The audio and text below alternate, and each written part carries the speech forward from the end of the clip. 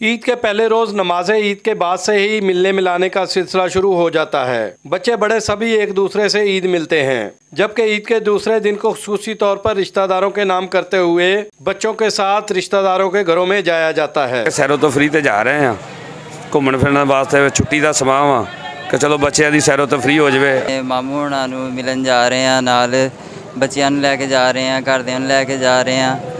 असीं मामियां नूं मिलांगे, चाचू हुणां नूं मिलांगे।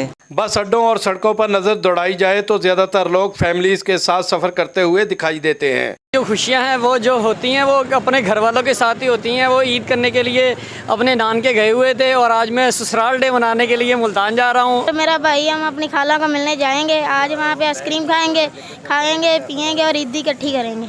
मीठी ईद पर अजीज़ो कारब के लिए स्वीट्स की दुकानों पर पहले रोज़ की निस्बत दूसरे रोज़ ज़्यादा रश होता है, जिससे खूब मिठाइयाँ और केक फ़रोख्त होते हैं। के लिए ईद मिलने के लिए जाते हैं तो ये मिठाई जो है मीठी ईद पर ये लाजमी जुज़ है। इसके बगैर तो हमारी जो ईद है अधूरी है। हम रिश्ते सेलिंग है, उसकी स्वीट्स है, उसमें केक है। जिन लोगों को ज़्यादा मिठाई नहीं पसंद मीठे की वजह से, वो केक स्पेशल केक जो हमारे पास हैं वो लेके जा रहे हैं। ईद उल फितर के मौका पर अजीज़ो कारब और मिलने मिलाने वालों के लिए मिठाइयाँ, केक और मीठी चीज़ें लेकर जाना कदीम रवायत है, जिससे खुशी महसूस होती है। कैमरा टीम के साथ Mohammad Khalid MK, ARY news, Pir महल।